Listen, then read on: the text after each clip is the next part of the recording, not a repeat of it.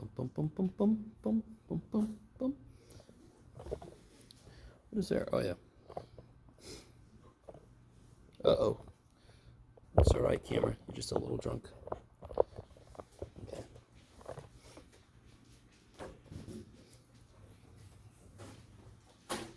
So are there any questions from any homework stuff? While you guys consider, let me get back some stuff here. Jace.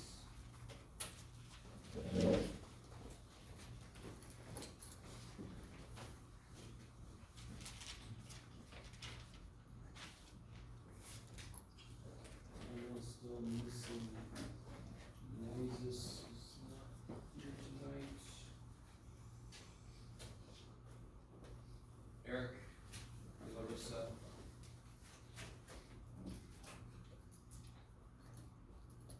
Let's see, Armando.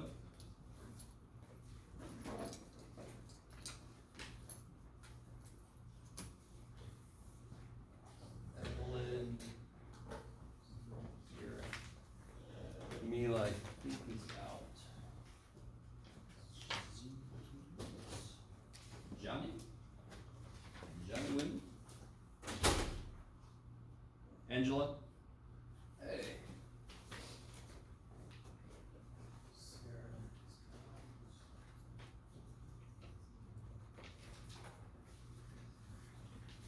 Antonio? Mine? Gavin?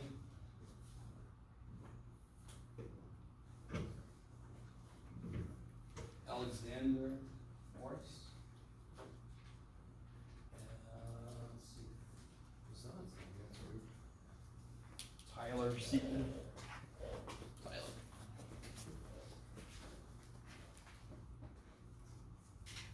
And then finally, I have to give this back.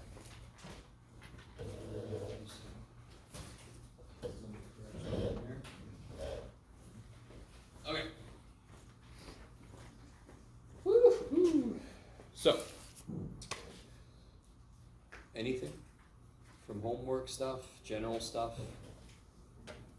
Okay, all right. Oh, what's up? You good?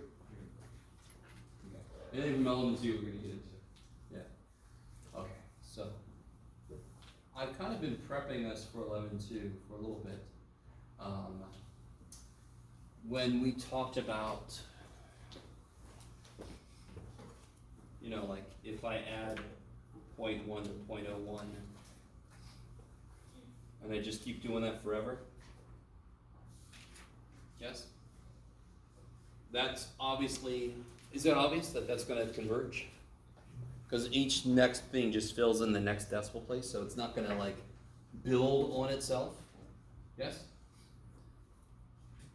If I write each of those as a fraction, that's 1/10 plus 1/100th plus 1,000th, which is 1/10 to the first plus 1/10 squared plus 1/10 cubed.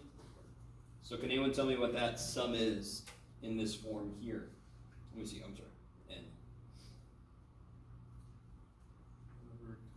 Yeah, there you go, cool.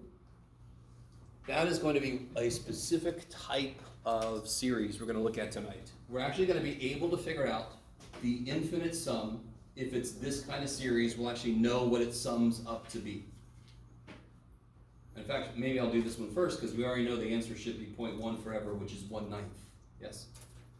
Okay, so if we do the process and we don't get 1/9, we can throw it out, we can leave early. Yay. Okay. All right, so 11.1 establishes how to create the elements we can work with.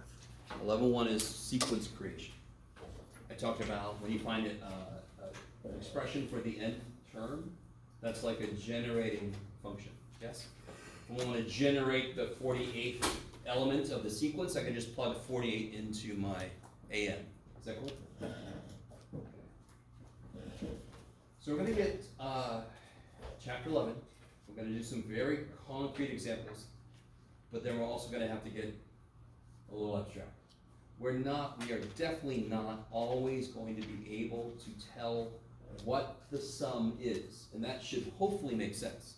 If I just put some arbitrary n function in there, I'm not always going to be able to tell what the sum is if it converges.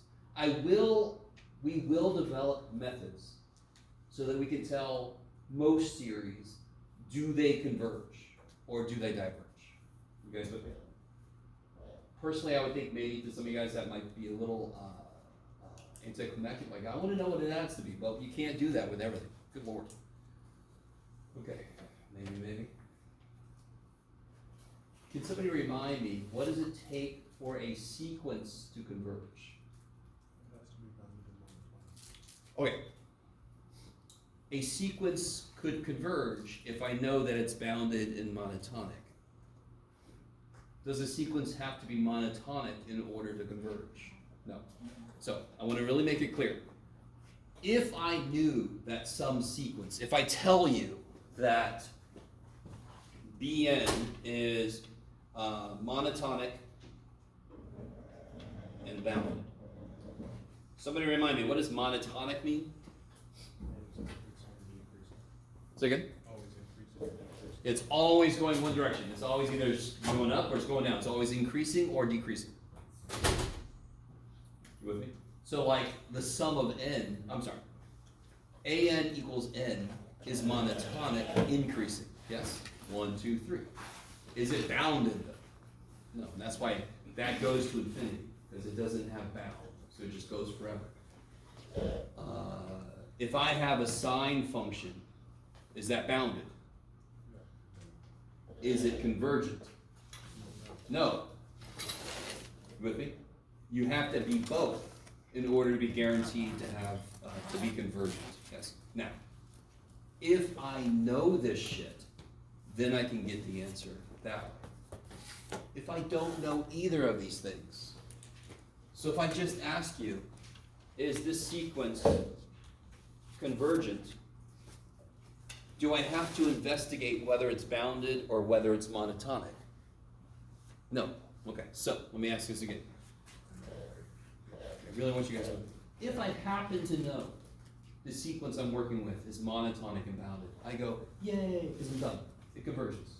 Leave me alone. Next problem. Yes? If I don't know either of those things,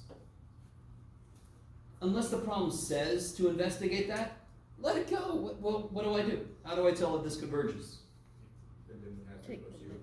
Take the limit as n goes to infinity. See if it goes to a number. Right? That is the fundamental idea of what it means for a sequence to converge. Is in the limit, it doesn't go to infinity or negative infinity. It stays finite. Then I would say it converges to a number. Maybe. Now more specifically, it has to agree on a number that it gets closer to. Right? Like sine does not go to infinity, but it's a different type of divergence. It's oscillatory. So does this sequence converge? Because what's its limit? We're gonna have to do. What's the shortcut? No, you can't do. You could do L'Hopital's, but there's no need to. No need to, because the bottom of the degree is Higher. Higher so than the you top. can do. So you're done. Yeah. It's 0. Yes. Now I was talking to somebody earlier. This is something you guys did in pre-calculus. I don't know if anybody else, somebody didn't take pre-calculus, which is always exciting. But that's okay. They're going to be fine. They're 280, so it makes 180. Hopefully everybody else took pre-calculus. At some point pre-calculus, you had to talk about horizontal asymptotes. Mm-hmm. And that's where we know this shit. That's why we don't have as much work to do. Could you do L'Hopital's? Of course, like seriously, you could do it. Do you need to? No, we already did this stuff. Why would I do it again? I know the answer is 0. Yeah? All right, how we doing? Might as well do a couple more for a review. How would I do this? What if my sequence is, just to start numbering out of nowhere. What if my sequence is, what you got, Jeff? I don't know, man. Yeah. 4 to the, I got one like in the homework. The nth root of 4 to the n plus 5. And I want to know, does this sequence converge? What the ever-loving shit, Jeff. What do you hope for to show up? Why was the last problem so easy? Because there's a limit of a what kind of function? Fraction. Rational, right? Fraction, rational function, yes. Those are easy, because then I can just look at the degrees. Even if it's not really rational, even if it's not polynomials, you can still look at the degree and tell what's going to happen. I'll show you an example like that, because I'm not sure everybody's seen that. How do I rewrite the square root of x? What's another way to write square root of x? X to the 1 over 2, yes. So how do I rewrite the nth root of x? X to the, because that's the nth root. I want to cut it into n parts, correct? Multiplicatively. Exponents are multiplication. So that's why that means cut it into that many parts multiplicatively. So how can I rewrite this? Let me write the limit. 4 to the n plus 5 to the 1 over n, that's right. But then exponents, when they're multiplied together. When you're raising something with a power to a power, what do you do with the powers? Multiply them. And so then that just becomes a fraction. And then you can So bring the limit inside. So this goes along with one of my basic tenets. Radical notation sucks. Mm-hmm. Almost always in mathematics, if it's in radical notation, you have to change it. If I want to take this guy's derivative, wouldn't this be the first thing I would do? Mm-hmm. So almost never is radical. The only reason radical notation is good is the only reason that feet and inches is good in America, because we're not used to the other way.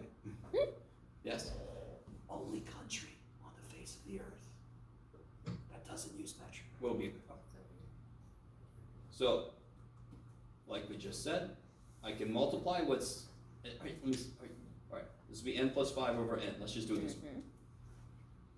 Is the function 4 to a power, is that continuous? You know this. You know what 4 to a power looks like. Is it continuous? Does that have any jumps? It is continuous. So I'm allowed to take the limit in. And what's the limit of this? 1. Because they're the same degree. So the limit is the ratio of the coefficients. Is everybody cool with everything coming out of my mouth right now? Okay, because some of you guys, I can see in your face that you're not, but you're not speaking up. Yes? What do you mean by the limits of power exponents? Say it again, sorry. This is your... Oh, all right. This is kind of silly. Real quick. Side note. Don't even write this down. What's the limit as x goes to 2 of the square root of x plus 2? What would you do? Rewrite the square root. No. I mean, you can just do it. Don't worry about square root. Limit as x goes to 2 of x plus 2. What would you do? Plug a 2 in, correct? Okay, so what you really are doing is you're bringing the limit into the square root, and then you're allowed to put, okay, so what I'm saying is I could bring this up here, but what I could really just do is apply this limit to this, because this is continuous. Okay. Because the n is in the exponent. Yeah, so since this is a continuous function, I can bring this limit in there. I don't actually have to rewrite the damn thing. I can just know if I let n get really big, this is going to go to 1. Is everybody cool with the fact that this goes to 1? Okay, if you're not cool with that fact, there's going to be several problems on the next thing you're going to die on. So it's a really good thing to ask if you're not. Okay. So then what's this limit? Not 1, yes? It's not 1. What's the limit? 4 to the 1. 4. You guys with me? Cool.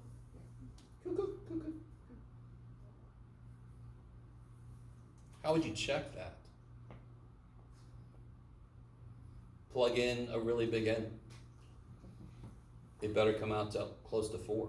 That's how you check it. Just plug a really big n in. Your calculator. 4 to the really big n plus 5 divided by really big n. 1,000, 5,000, 10,000, whatever. Yes? Your answer better be close to 4. Does that make sense? Depending on how crazy the function is, you might have a bit really, really big n, but this is a really nice function. So I don't have to get really, really crazy big n. Okay. How are we doing so far? So the question about, if I give you a sequence, AN equals, BN equals whatever, and I say, does this sequence converge? You just have to take the limit. Because the question, does it converge, means, in the long run, is it getting closer to something? Or does it just go to infinity, or does it just not have an idea about where it should be? Is every oscillatory function divergent? No, because I could have, like, I pluck a guitar string, thank the gods that it slowly stops vibrating, yes? So I could have something that always bounces around, but eventually it comes to agree on something. Just kind of approaching it from both sides. Some of the homework has you plotting the little dots, and you should be able to see dot, dot, dot, dot, dot, dot, dot, dot. And it's like, oh, it's approaching this line. Is that cool? Okay, I like it. Okay. Bum, bum, bum, bum, bum. Okay. So there are going to be a couple of specific series we're going to look at. Let's first talk about series themselves. So like, let's say I have this series.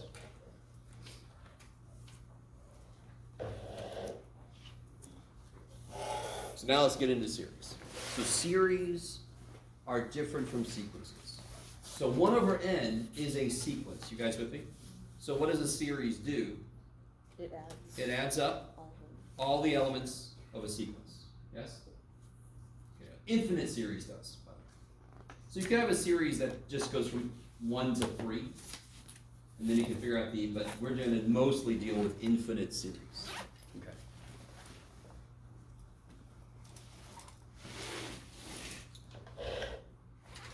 Very quickly, can you guys look at AN and just write out what are the few of the elements? So 1 over 1. 1. 1 over 2. 1/2. 1/3. 1/3. 1/4. 1/4. Blah, blah, blah, blah, blah. Yes? So the series would be 1 plus 1/2 plus 1/3 plus 1/4 plus blah, blah, blah, blah, blah, blah. Yes? Okay, I like it. You would check. Okay. If I add those together, so let me see how it says. A sequence itself is kind of looking at an element, and then the next element, and then the next element, and I can kind of get a feel, does it look like it's going to grow forever, or is it going to go somewhere? I can't always tell by sight, that's why we have the limit, yes? If I want to see, does this sum converge, what I actually need to look at, that's true, what I actually need to look at are what's called the partial sums. Okay, so let me give you some notation. S would be the full sum. S1 would be the sum up to the first element, which is silly. It is silly. What is the sum up to the first element? 1. Does everybody see that? If I get to the first element, how much do I have so far? 1. Okay, so what's S2 then? What do you think? 3 halves. 3 halves. Good, right? How did I get S2? I added the first to the second. You with me? Yeah. So this is a sequence of partial sums. S3. 4/3. Careful. 3 halves plus 1/3. Oh. Here's a trick. All right, real quick. The only time that cross multiplication works directly is if you have fraction equals fraction, yes? Let me tell you this little trick about adding fractions. Tell me if you've ever heard this, right? It's like a bad math joke, but it's good. 3 times 3 is 9, 2 times 1 is 2, 9 times plus 2 is 11 over the product, yes? 3 times 3 is 9, plus 2 times 1, so that's 9 plus 2 is 11, over 6. If you think about it, why does that make sense? Multiply this by 3, multiply this by 2, yes, but the cross product kind of approach makes it quick. Has anyone ever seen that before? Does anyone? Are you guys okay? Okay. You like it? Good. So this would be 9 plus 2 is 11 over the product of the bottoms, 11/6. That's nice, yes? So when we looked at this before, and I already told you that this series diverges, and it felt a little weird that it did. Do you see how with the third sum, I'm already almost up to 2? So that's not proof that this diverges, but it does make more sense now. Because this sucker is just going to kind of blow up. Okay, maybe. Okay.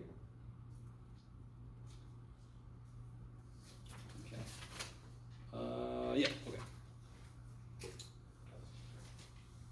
So if I am able to, in fact, this one, let me think, this one might be a little beyond us. Yeah, I think it's a little beyond us. Let me actually I'm going to do this one just because it works, even though it's on my little handout. There's not a lot of these, so there's not a ton of these. I'm sorry. I'm thinking ahead. Erase that. Okay. There's not a lot of series that I can get an expression for the nth partial sum, but this is one of them. So you're not going to have to do this. In fact, I don't think this shows up in the homework at all. So we're going to do it today. So I got some problems on the handout. This is one of the problems on the handout. If I try to make one up in my head out of nowhere, it's probably going to be a little gross. So let's stick with this. Can you guys kind of do the first steps of what we just did a minute ago? Write out like the first 5 terms, and then try to figure out the first few partial sums. S1, S2, S3. Yes? Okay. Now, just to point this out, some of you guys don't have paper in front of you, which is impressive. Because you're like, I got this, man. It's right here. I couldn't do that. If you need to borrow some paper, you can ask people around you or me. There we go. And then if you need a writing utensil, maybe that same person will give you something. Okay. All right.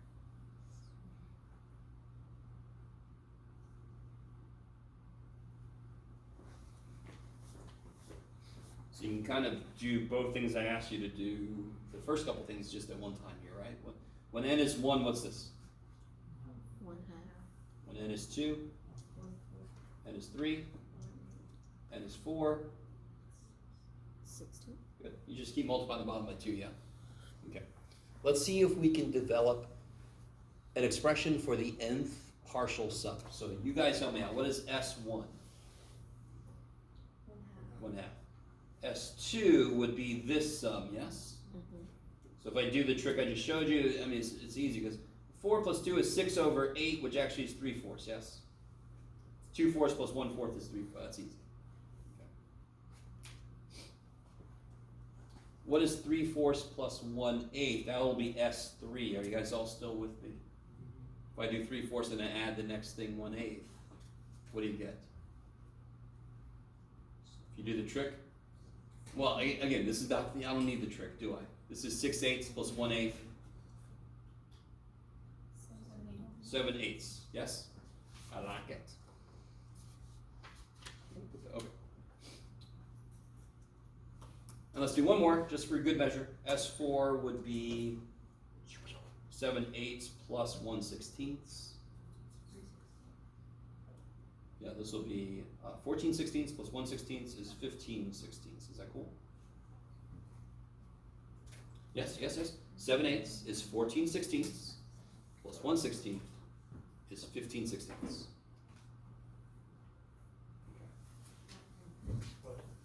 What happened? Do you guys understand that to get the next partial sum, I just take what I got so far and add the next term, yes? So if I take 7/8 plus 1/16, isn't 7/8 14/16 to make LCD? Plus 1/16 is 15/16, yes? Okay, all right. What part of the fraction can you see a pattern for really easy? Yeah, the bottom. What's the bottom doing? The first element, the bottom is 2. So I'm trying to figure out what is Sn. I'm trying to figure out what is the nth partial sum. And I'll show you why we're doing that here in a minute. But I just want a formula for it, so I don't have to keep doing this. Yeah? So I just want to know, if I want to know the 80th sum, can I get a formula for it? So I just plug an 80 in. Sort of like what we did with sequences themselves, yes? So what's the bottom? When n is 1, the bottom is 2. When n is 2, the bottom is 4. When n is 3, the bottom is 8. Yes? So it's 2n. 2 to the... It's not 2n, because 2 times 3 is not 8. It's 2 to the n. Okay. Which makes sense because to get an LCD, I just had to keep making the one before the same one as the next one, and they're all 2 to the n. Okay, somebody with me? Do you guys see? If you just look at the top by themselves, 1, 3, 7, 15, that looks weird as shit. But do you notice how every time the top is related to the bottom how? 1 less. So then what is the top of Sn? It's 1 less than the bottom. Do you see that? Yeah. Okay. So if I just made up a sequence out of a series out of nowhere, the Sn might exist, but it would probably be very difficult to figure it out. You guys kind of with me? It might be really hard to tease out what the relationships are. Okay. So if I want to know, not just does this converge, not just does the sum converge, but what does it converge to? Yes? What would I do? Because what does it mean? What would the symbol be? I know it's a big S, but what would n be if I get the entire sum? What would n try to be? Infinity, yes? No, please don't put S infinity. Don't do that, because you can't plug an infinity in anyway. Yes? Okay. I really want you guys with me. So if I write an Sn and the limit is infinity, that means the series does not converge. So if I was able to do that for 1 over n, and I think the book addresses, I can't remember, they do 1 over n, it would go to infinity. It would not converge, because 1 over n diverges. And we're going to prove that a different way here later. So what is the limit as n goes to infinity of this? Does anyone have any clue how to do that? Yes? I mean, they're the same degree, right? Sort of. Yes, well, yes. But it's not really a degree since the variable is in the power, yeah? So to be a little careful, I'm going to do something we did in pre-calc. So if I divide by the biggest thing I see on the top and bottom, what do I get? Well, 2 to the n divided by itself is 1. 1 divided by 2 to the n over 1, yes? And what's this piece go to? 0. So then Cash, you're right. Effectively, I can see that as the same idea. They have the same degree. So I should be able to take the ratio of their coefficients. Yeah. You guys with me? So if I add 1/2 to 1/4 to 1/8 to 1/6 forever, in fact, look at S4. What are each of those getting closer to? You can already see it. This is such a nice, well-behaved dude. That's half away from 1. That's a 1/4 away from 1. That's an 1/8 away from 1. That's a 16th away from 1, yes? Every time I add something, it's not big enough to make it 1. I'm going to add 1/32 next, right?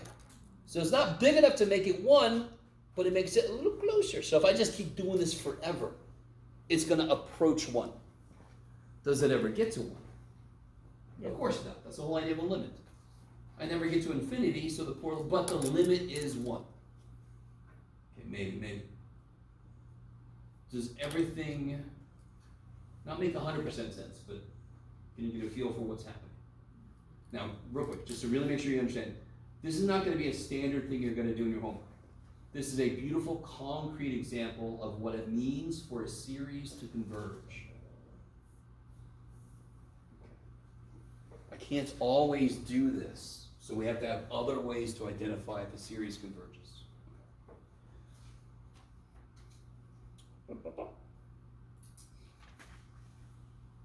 Oh, they actually do this in the book. Neat. Okay. So if I can find, given a series,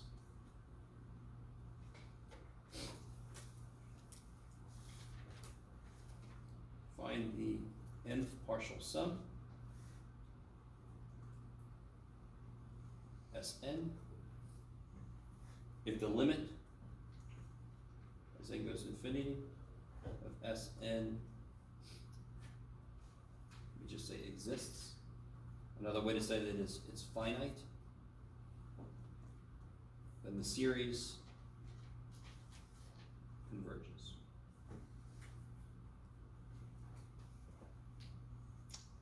See if they say anything else weird. Blah, blah, blah, blah, blah. Yeah, okay, good. Obviously, if it doesn't, then the series is divergent.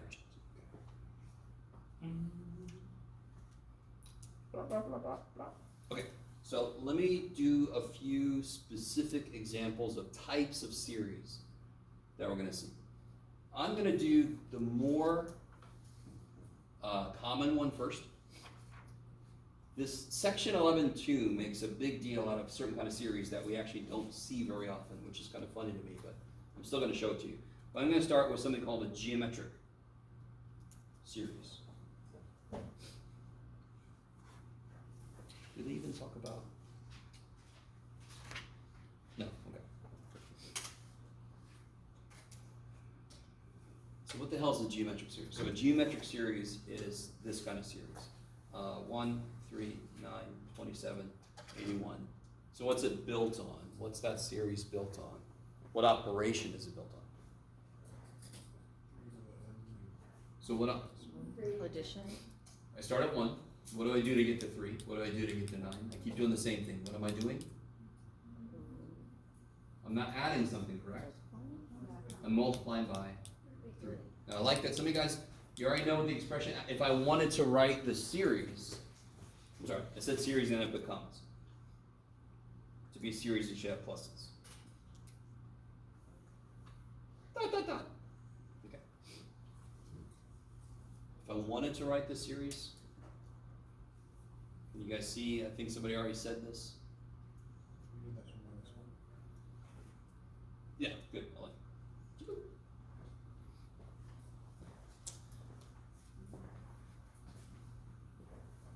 Now later this semester, to be really honest, let me just show you this. This is completely fine. And isn't this a preferable? So if I just start n at 0. Generally, the book, I think, in the beginning tries to be very careful in it, because n is natural number, so they want to start at 1. But series can start wherever the shit we want them to. And later this semester, we're going to have them start at different places for certain reasons. So it's a little, I don't like that they're so lockstep in the beginning. Do you guys see how those are exactly the same? You can see by the elements being the same, yes? Okay. So if I make the index, and I don't know if I've said that word yet, this is the index, and that's why sometimes you'll see an I. I and n are like the two main variables we use for series. So the index is what controls, it's kind of like the variable for this. If I make the index go down by 1, all the n-related stuff in there goes up by 1 to kind of undo that. Does that make sense? Okay, maybe. That's going to become huge later in chapter 11. How's everybody feeling right now? You guys okay? Let me know if you have any questions. Okay. Can you guys, does this converge? Hell no. Do you think it's possible for a geometric series to converge? What was, okay, let's identify something. What is the common ratio? What do I mean by that? I mean, if I take something and divide it by the thing before, what do I get? 3. So you could have called it the multiplier. What do I keep multiplying by, right? What's the common thing I keep doing something? Yeah. Just to make sure you understand why we use the letter R, it's the common ratio. If I divide something by something before it, I always get the same number. That's how I know it's geometric. Did I put any restriction on what R can be? What if R is 1?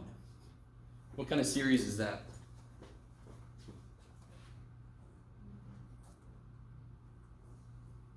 Let's play with R. if R is 1, what kind of series do I get? I can't remember which way the book does it. Okay, they do. I'll stick with this instead of this, because they are still trying to push this, so I want to get you guys used to what the book's going to do. If R is 1, I get that. What does that look like? 1 plus 1 plus 1 plus 1. Yes? So, real quick, if you think that a ratio, if geometric series is always growing, you can see that that's wrong. Is 1 growing? Are the elements of the sequence growing? No. Is the series growing? Yes, by 1. 1 plus 1 plus 1 plus 1. What if R was less than 1? Was still positive, for example, right? What would we get? In fact, we've already seen this earlier. I'll do a different one just because. What if R is 0.5, which is also known as 1/2? Yes? If I have a series that I can write as number to an nth related power, that's geometric. We're about to do a lot of shit. We're about to know everything about every geometric series. So if you can identify it as geometric, you can tell a lot of stuff about it. Give me a few elements of this series.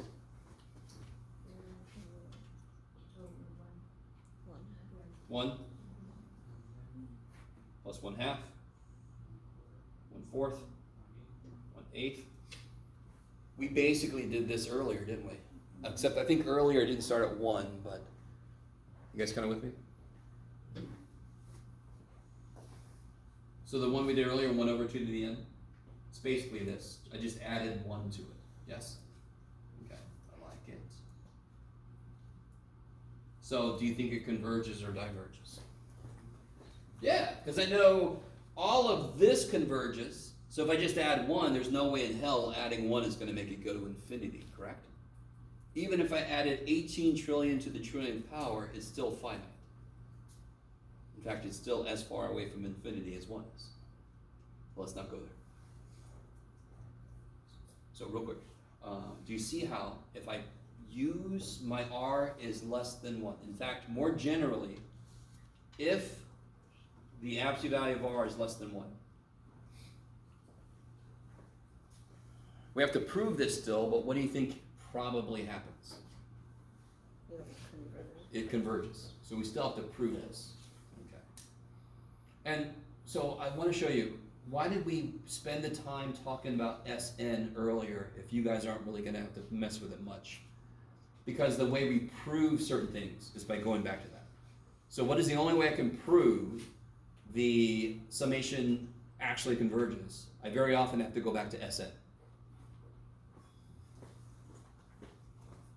So, this is one of the coolest things, and I have no idea when I say that how that makes you feel. Let's say I have a general geometric series. Oh, let me do it like that. Okay. In fact, let me make it even more general. I could have a multiplier, so we're going to do that. And let's say, how do I want to write this? Yeah, okay. What I'm going to do, let's look at this, but let's go out to, no Jeff, let's go out to the kth part of it.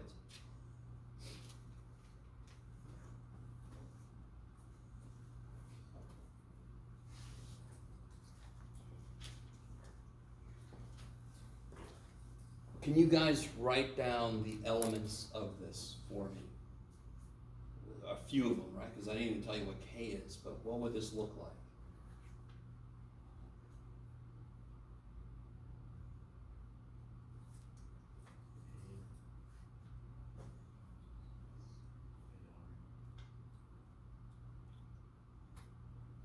Yes?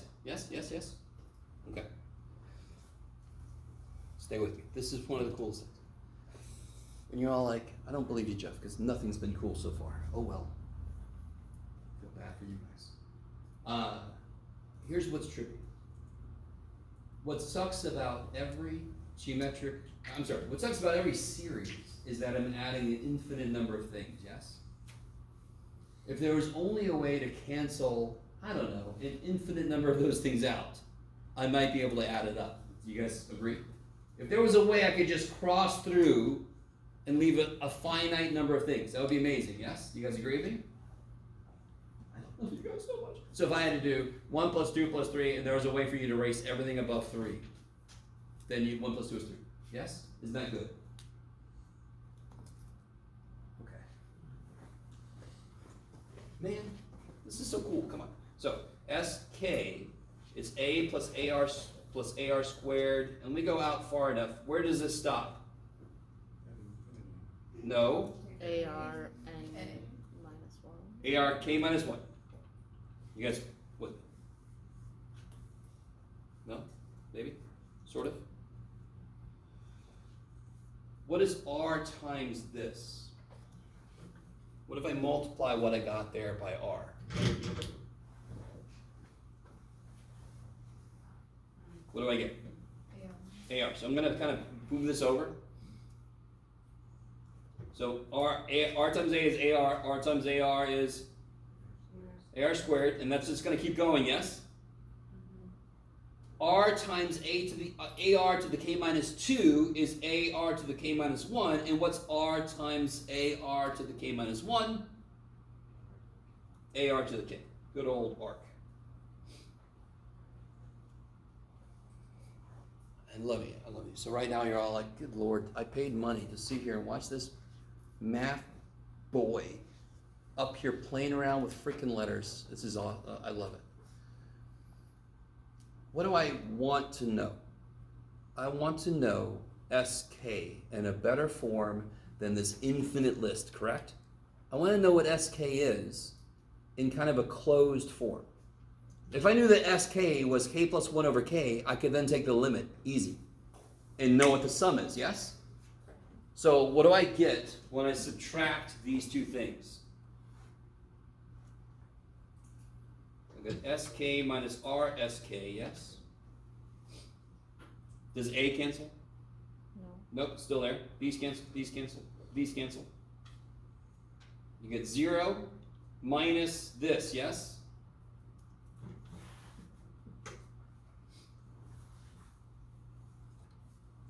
Remind me again, what is it that I really want to know?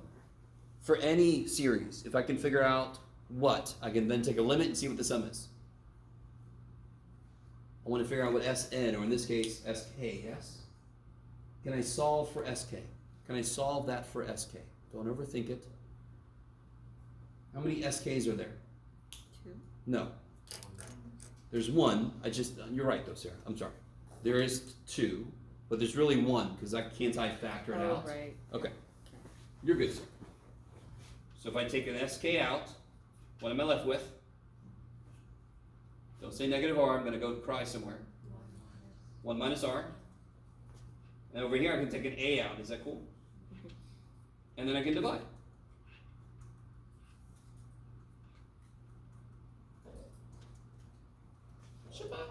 Now that is true for every geometric series. Let's prove it. Dear God, Jeff, can you be concrete for a second? I will be concrete for like a full minute. You ready? Do you remember the problem we did earlier? That was, what was it? 1 plus 3 plus 9. I can't remember exactly where I started with that. Yes, good. Yes, good, good. So it was this one. 1 plus 3 plus 9 plus 27 plus 81, yes? What is S? 1, 2, 3, 4, 5. What's S5? S and 5, that's a good combo for me. 5, okay. What's S5? 30, 40.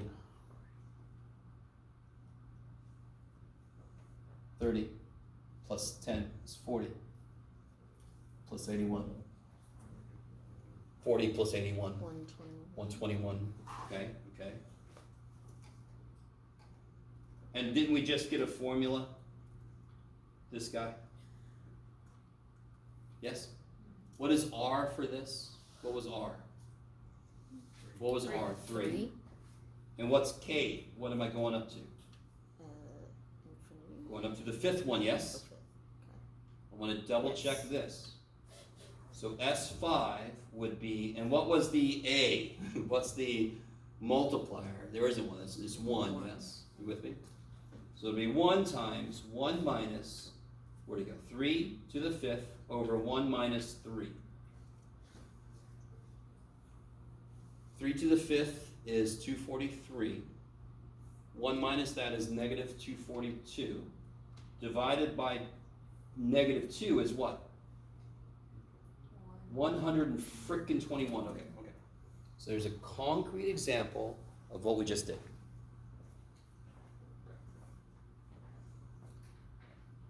Man, I'm bored. I put some of you guys to sleep. I'm sorry. Oh, well, too bad. Here we go. So, what we just proved is that for any geometric series, how can you very quickly tell if you're dealing with a geometric series? What must the basic operation that builds things be? Must be based on what operation? Some constant to the n power. If I see a series, a bunch of numbers adding, what must be true about them? They must be, to get 1, it must be based on doing what? Multiplying, yes? 1, 3, 9, how did I make those? I kept multiplying by 3, correct? So if I see the operation that generates my numbers is multiplication, I have a geometric series. I can identify R. I can use this formula to figure out the nth, or in the kth, whatever they want to call it, partial sum. So here's a good question. I want to know what conditions allow this to converge.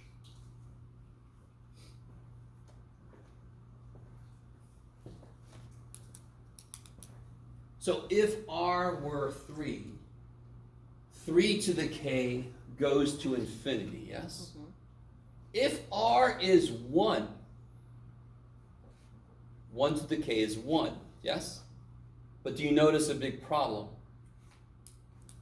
1 minus 1 is 0. So that still diverges. If R is less than 1, what will R to the k do? Be positive. What is 9 times 9? Anyway, so what's 0.9 times 0.9? 0.81. Times 0.9 is like 0.729. What is happening? When I multiply, didn't they get smaller? And they get smaller. So if I multiply two numbers together that are less than 1, the result is smaller than either of them. You all know this. That's why when I graph a parabola, it's below a straight line at first. Because when I square numbers less than 1, the output is less than 1. The output is smaller than it was originally. Yes? Okay, guys. Okay. So if the absolute value of R is less than 1, then the limit, as k goes to infinity, of this, what will happen here? What did we just say? It'll go to 0. So I'll get a over 1 minus r. So in the situation, in the case where the number I keep multiplying by to make the numbers I'm adding, if that number is less than 1, it's a convergent geometric series. This is the first ability of ours to on-site tell if a series is convergent. This is also one of the few times we're going to be able to tell what it converges to. So let's do an example. In fact, let's do the very first example that I said we're going to come back to. Has everybody got all that gibberish there?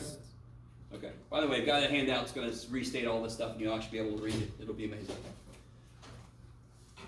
you remember this series from earlier? What was it, Jeff?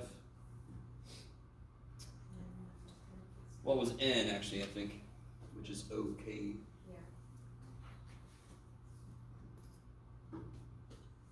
So the one little caveat, let's see if you guys are cool with this.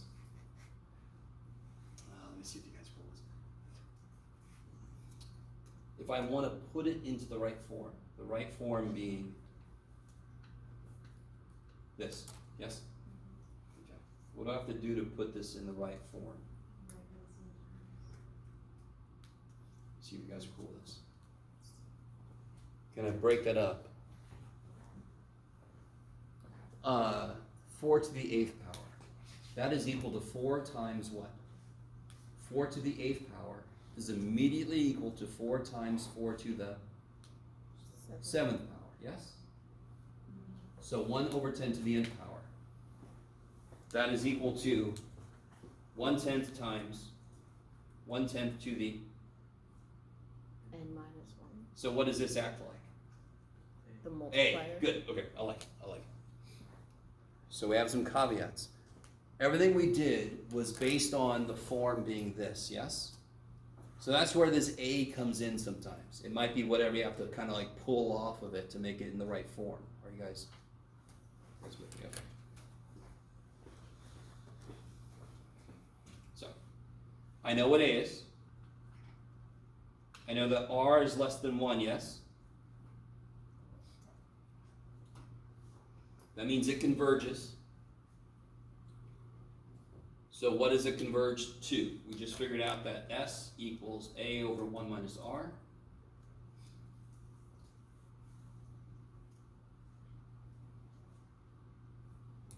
What's A? 1/10. What's R? Also 1/10. That does not always happen, but it does here. What's 1 minus 1/10? 9/10. Can you guys see what the 10s do? They cancel, so I get 1/9. And isn't that exactly what we said that was? Remember 0.1 plus 0.01 plus 0.001 is 0.1111, which is 1/3 of 1/3, because 1/3 is 0.33333. So that's 1 frickin' ninth. There you go. Yes? So we have in our frickin' toolbox, if they give us a geometric series, and we can see it, if it's stuff to the nth power, if it's constants to the nth power, geometric. So then I can tell if it converges, and I can even tell what it converges to. Yes? Okay, I like it. You would, Jeff. Okay, one last thing, and I'm going to give you this handout. What if I tell you that the limit as n goes to infinity, Jeff, of an is not 0? Think about what that means. So I didn't tell you what an is. The only thing I've told you is that the limit of it is not 0. Could that series be convergent? Let's say the limit is L.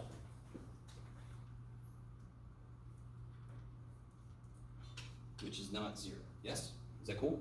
So what does that mean? Eventually, if I go long enough, my elements are really, really stupid close to L. So it's basically just L's forever. You with me? Sorry. So the limit was a half. It would approach 1/2, and eventually it's so close to a half that it's basically adding a half forever. If I add a half forever, what will that equal? What will it equal? Adding a half forever. What will that equal? 1/2 plus 1/2 plus 1/2 forever. What do I get? Infinity. Sorry, I didn't hear you first. You guys, does that make sense? This next part is stupid crucial. I need you to understand this.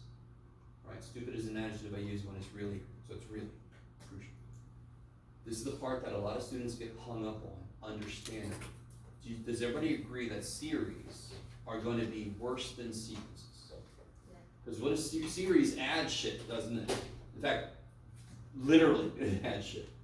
It takes a sequence and it says, what do you get when you add them all up? And you're like, oh my god. So by definition, they're going to be worse. They are.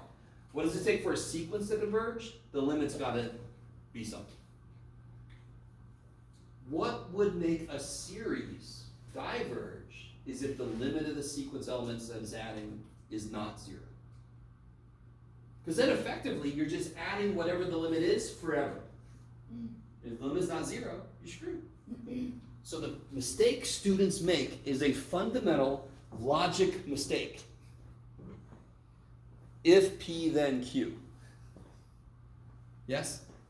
That does not mean if not P, then not Q. That's not what it means. It doesn't mean if Q, then P, right? It doesn't mean that. So, in order, let me say it like this. This is called the test for divergence, by the way. This is key. If I give you a series and I say, does this series converge or diverge? The very first frickin' thing you're gonna do is take the limit of the shit inside of it. If that limit is not 0, you are done. It's divergent. Does that make sense? Based on everything we just said. If the limit is 0.007, that's really tiny. But if you add that forever, it's going to go to infinity. So given this, if the limit as n goes to infinity of an is not 0, then the series diverges. The mistake students make is they say, well then if the limit is 0, then it converges. No, nope, that does not make logical sense. Does not make logical sense. So let me say it like this. Let me say it very plainly and then I'll add some more technical language. When I give you a series problem and I say, does this converge? You are hoping the damn limit is not 0. Because if the limit is 0, your work has just started. Does that make sense? Keep this in your heads. You with me? If you get the limit is 0, you don't go yay, you go, well, and by the way, I love math. So I'll go yay either freaking way, right? Because I'm weird. But in terms of work, you're hoping for not 0. Because then you're done. If it is 0, you're like, oh shit, I got more shit to do. And you gotta apply some other tests we're gonna talk about. So in order to maybe be convergent, the limit must be 0. We've already talked about the sum of 1 over n. Does 1 over n, does that sequence go to 0? The limit. What's the limit as n goes to infinity of 1 over n? What's happening? What is the limit as n gets really big of 1 over n? 0. What's happening? Are you guys okay? So I've got a series where the elements go to 0, but we already know that sucker diverges, yes? So just going to 0 is not good enough. In very loose language, and I've said this thing before, not only does it have to get to 0, it's got to get out of its own way fast enough. So that's why 0.1 plus 0.01, it was totally getting out of its own way. But 1 plus 1/2 plus 1/4, 1 plus 1/2 plus 1/3 plus 1/4, that is not getting out of its own way fast enough. It's going to kind of like accumulate, it's going to go to infinity. Maybe. Okay. Oh, okay. Yeah, okay. Let me give this finally, so I can shut up for a little bit.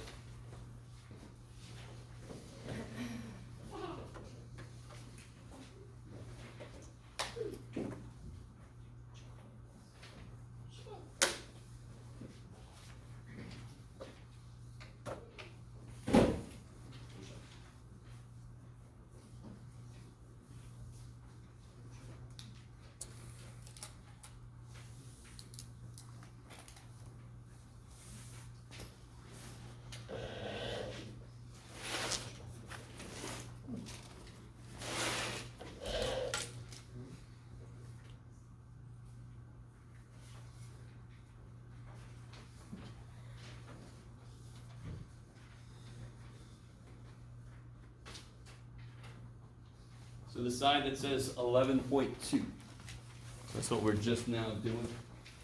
Don't try the 11.3 side. That might be a little weird. So try to do, I've basically summarized a lot of the stuff that I talked about. There. This is the most recent stuff I said. Try to do these problems here. We already did this first one, yes? Okay. Let me say this. We already did the first one. We did that one together. Try to do the first steps of the third one. But that one could get a little weird. But definitely you could do number 2.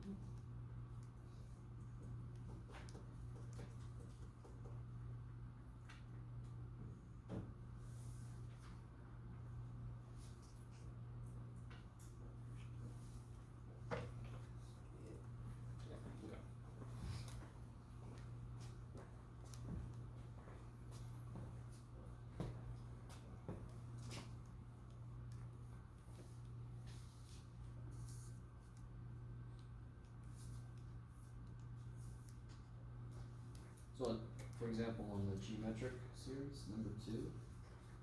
Oh, yeah, this is the exciting part of the video.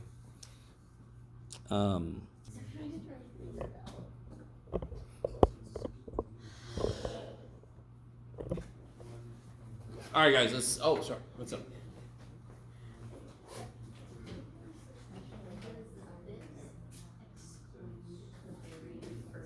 It could. It could. But you found something. I'm going to ask you for here in a minute. All right, guys. We did number 1 already, right? Together.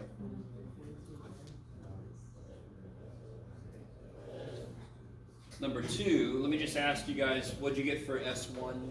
1/4. What? All right. So the way to do this. All right. Oh, really? What?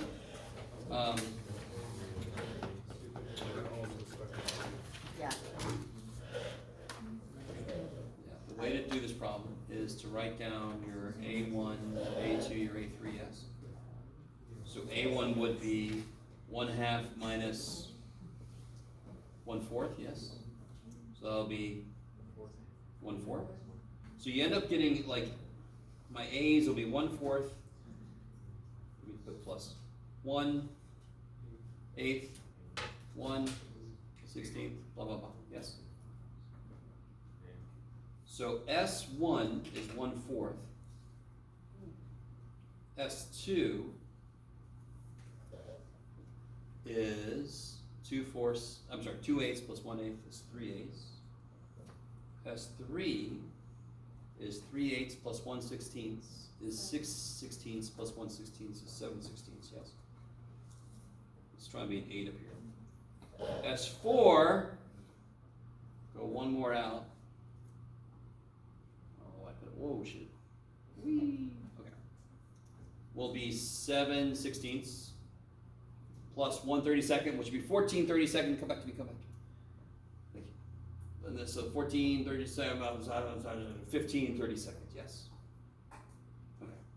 The bottom of this one is pretty straightforward, and if you list it like this, you see n, and you see what the things are.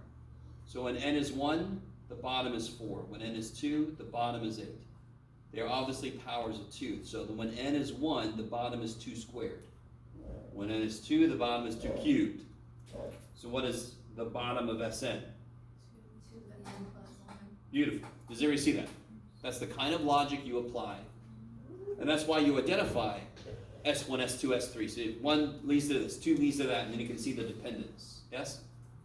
The top, really? Am I? I had a little Kermit the Frog, a little puberty thing there. Do you see how the top is 1 off from a power of 2?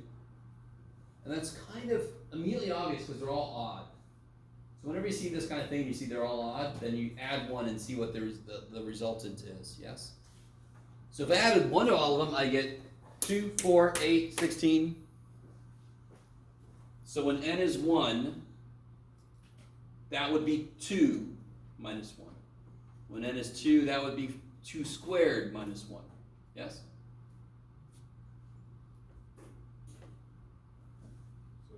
If I add 1 to every top, don't they become powers of 2?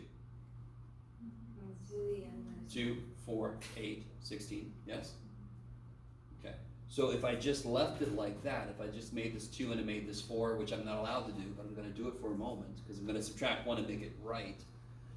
When n is 1, I get a 2. When n is 2, I get a 4. So of course that would be 2 to the, but then I subtract 1 to make it actually what's there. I like it. Now I didn't ask you to take the limit, but you could. But it didn't ask you to. But can anyone see what the limit would be? 1/2, good, because you have to pull a 2 out of this, then you have like degrees, then it's the coefficients, that'd be 1/2. Yeah. You didn't have to do that, so you're fine. I warned you about number 3. I have a person, I was going to make it kind of like a challenge thing, but I have somebody who thinks they might have found something. You can definitely get the bottom pretty easy. And by the way, before I forget, I'm a little, okay. Let me ask those of you who took 180 with me.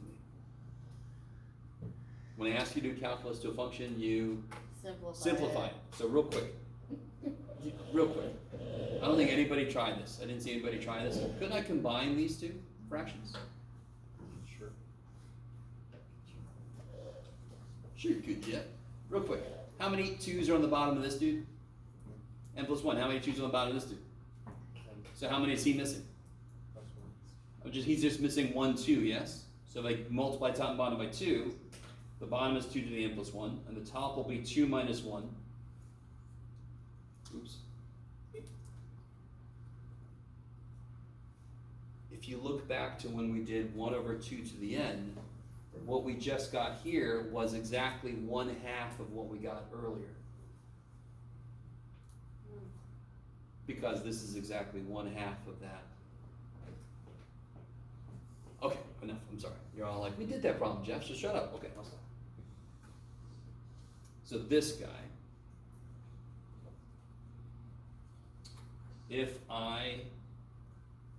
so the way to do this, you do A1. This is pretty quick though. What do I get for the elements? I get 1 over 2 plus 2 over 3 plus 3 over 4 plus 4 over 5, and that's probably enough. So what's S1? Crazy. What's S2? 3 plus 4, 7, 6.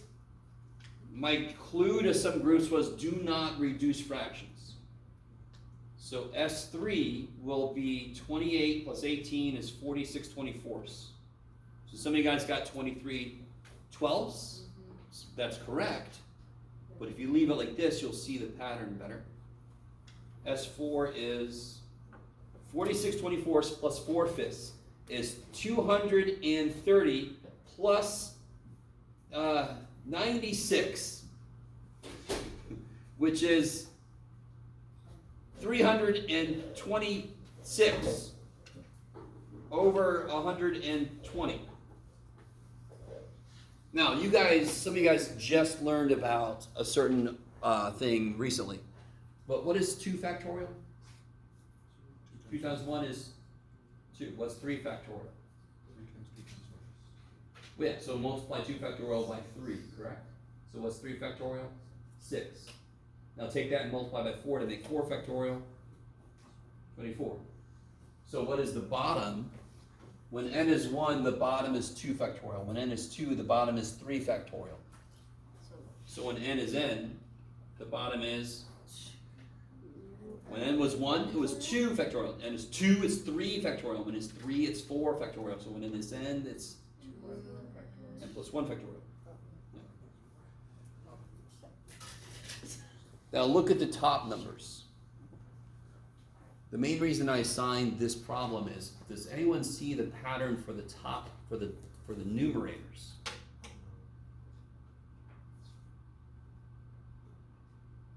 Okay. So maybe there isn't one. So I'm going to leave that for anybody who wants to look at it. This is why we're not going to do a lot of these, because if there is a pattern, it is not obvious. You guys with me? And the really horrible thing is, there might not actually be one. So, okay. But at least we can get the bottom. I like that one because the factorial comes out naturally, yes? Could you explain how you got factorial? Because I saw the pattern, I just don't understand how. Oh, okay, real quick. I don't know if you saw this pattern. This is 2, and this is 3 times 2. And then this is 4 times 3 times 2. And this is 5 times 4 times 3 times 2, and then you go, oh, it's factorial. But if you work with factorials enough, when you see 2, 6, 24, you're like, oh, that's factorial. Because you work with them enough, you're going to notice those numbers, because those are the factorials for the first few.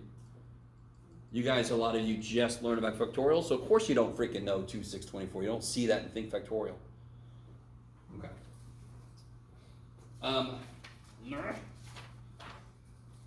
This one we did already. This one. Does anyone think they rewrote this one correctly? So let me ask you this. Can anyone see what that's going to be? And I want it to be the n minus 1 power, correct? What is that supposed to be? What is the base supposed to be? What is it supposed to be? You can just see it. 4/5. You guys see that? There's this extra shit on the top and bottom, correct? how many 5s are extra? Because we know the power is supposed to be what? What's the power supposed to be for the geometric? And minus N minus 1. So how many extra 5s do I have on the bottom? Okay. How many extra 5s? I have 1 extra 5. Cool. So I'm going to take 1 5 out. You guys with me? How many extra 4s do I have? I have 2 extra 4s. I'm going to take 16 out. Are you understanding? 4 to the n plus 1 is 4 times 4 to the n is 16 times 4 to the n minus 1. Yes, I just keep taking another 4 out. Yes? Do you guys get that idea? That logic, that mathematical application is going to be huge very soon. It's huge right now, so that's good enough. So I know it's going to be 4/5. I've got to take 1 5 out. And, well, let me do it like this. Sorry. 1 5 out and 2 4s out. Yes? So then the power will be n minus 1. So what is A? 16/5. What is R? 4/5. So then I can, is this convergent?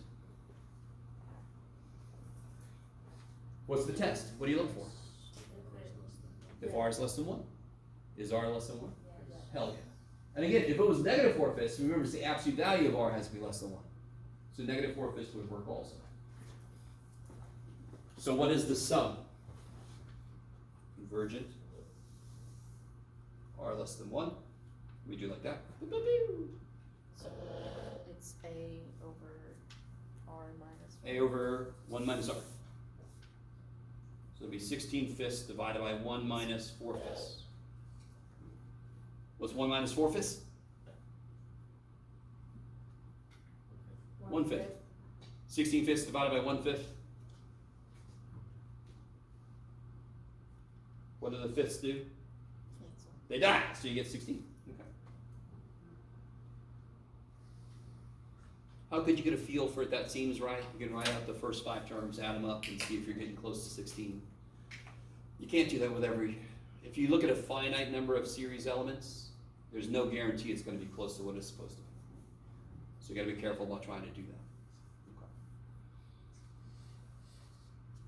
that. Okay. What about this one? Maybe we try this one. What's different about that one, of course? I didn't give it to you in that form. But can you identify the important parts? What's the first term? One. To the n minus 1. Yeah. So it's got to be to the n minus 1. So let's see. What does it look like R is?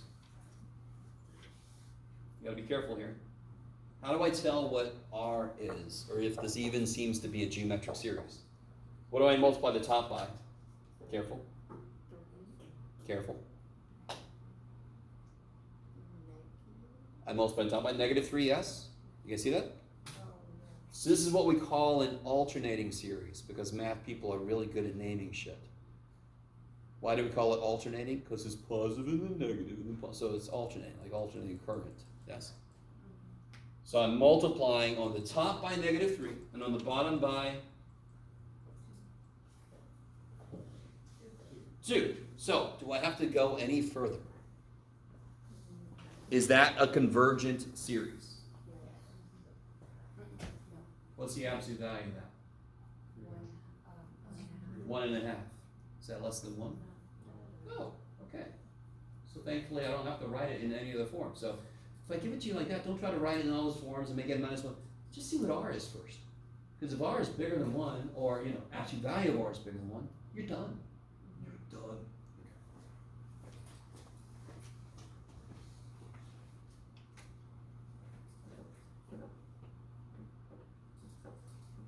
Don't look up there, John. There you go. Okay. And then down here, I'm just capturing the stuff I told you already. Okay. So last thing for the day. Gonna lead into the other side of this. So what do we have so far? We have, what are the tests we know? It's the very first thing you try. If I give you a series, test for divergence, yes. Right, if I just give you something, n plus 4 to the n minus 7, n plus 2 over divided by, you say you can limit it, see if it's not 0. If it is not 0, you're done. If it is 0, that's the beginning of your work, yes? Then that's. Really want to get that across, because that's the easiest early mistake to make with chapter 11, is to confuse a sequence requirement with a series requirement. What does it take for a sequence to converge? The limit's got to be some finite number. Could be anything. But when I want to add that shit up forever, the limit better be 0 to maybe converge. Yes? Really want that to make just sense. That kind of makes sense. That's what I always want to try. Okay, so before we look at the back, we look at 281. Woo, sorry.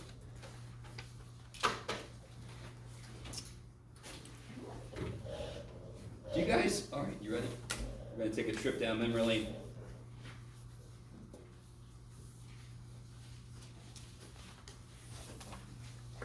Say I want to integrate this from 1 to infinity. And I'm in Calc 1, and we haven't learned integration yet. What might I use?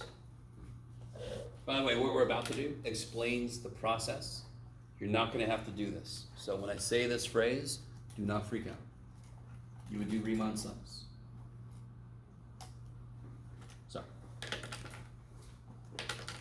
So, what does 1 over x look like? Can somebody just tell me? Especially from 1 to infinity. I just need from 1 to infinity. What is Riemann sums? What does 1 over x look like? BT? Yeah, it looks like this, yes? I think that looks right for you guys. Yes, okay. Yes, that's 1 over x. 1 divided by small is big, 1 divided by big is small. So that's why it looks like that. You with me? Yes, in general it's this. It's the most basic hyperbola, yes? We don't care about that side because I'm just integrating from 1 to infinity. So if I've got, look how precise, ooh, that's beautiful, okay. 1, 2, 3. So let's say I make my width 1, yes? And I'm gonna do this.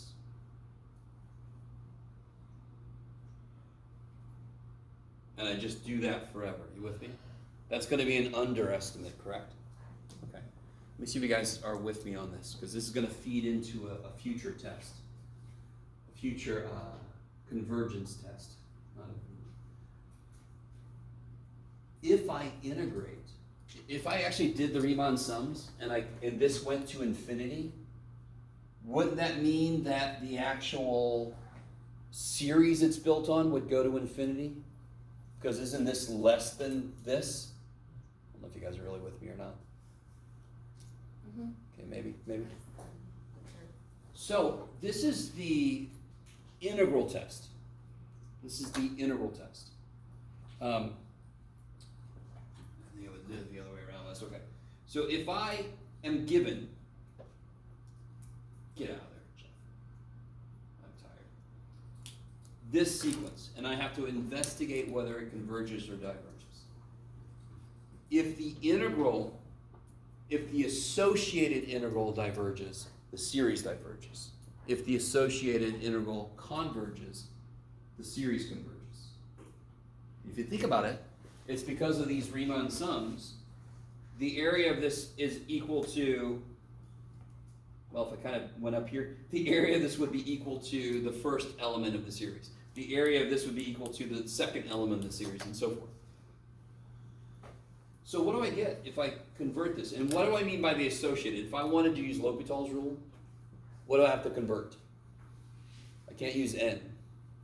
You have to use x. I have to use x. So same thing with integration. If I want to integrate, I've got to make the associated, so I've got to replace n with x. Now thankfully section 7.8 told us how to deal with this, yes? What do I have to do? Yeah.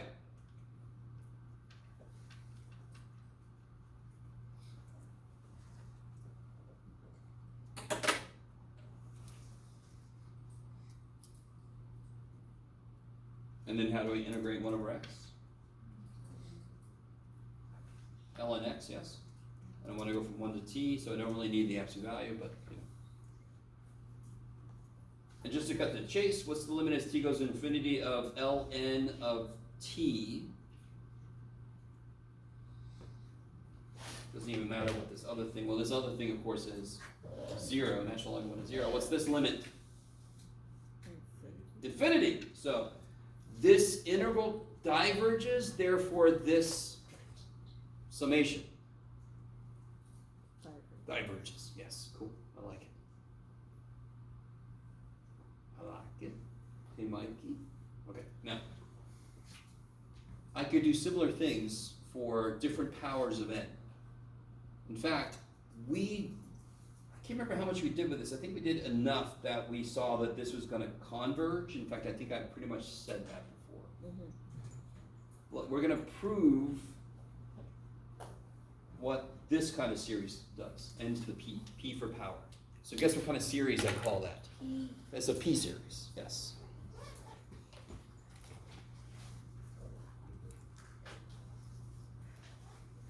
So how would I investigate this? What would I set up?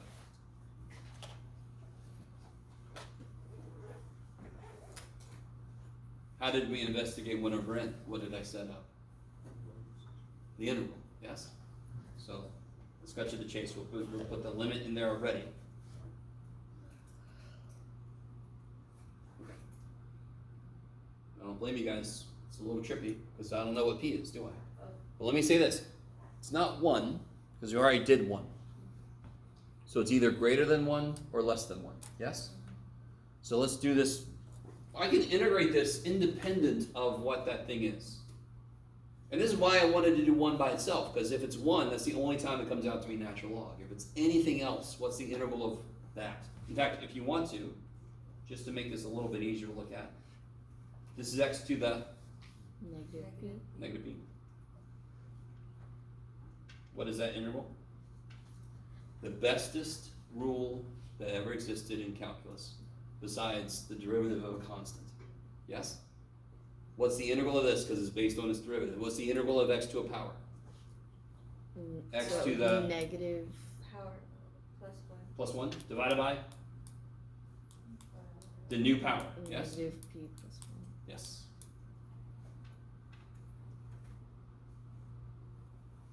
So some of you guys might realize p being greater than 1 or less than 1 is going to become very important in a minute.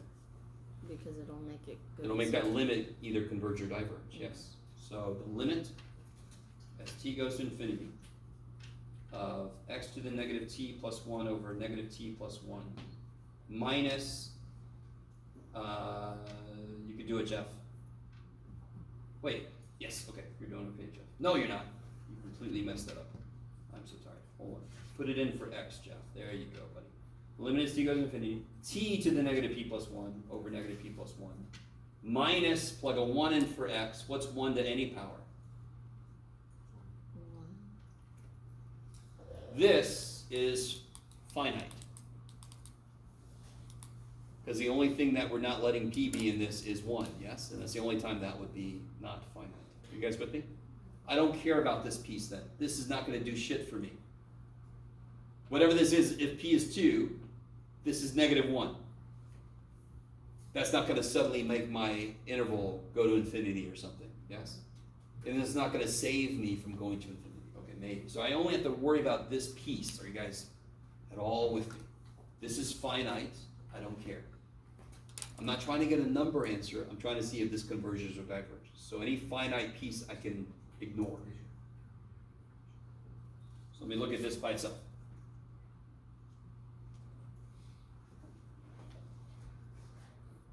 If p is less than 1,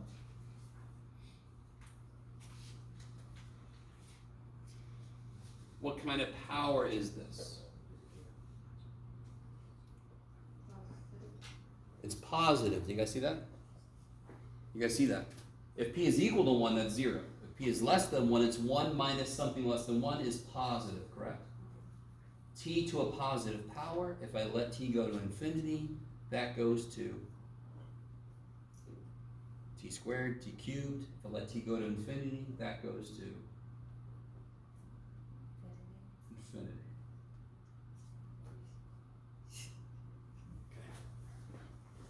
You never know if you're just really shy or if you don't know. So,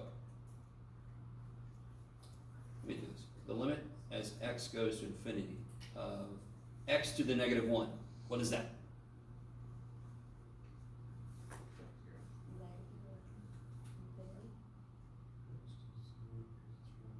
Yeah, what's x to the negative 1? Isn't that 1 over x?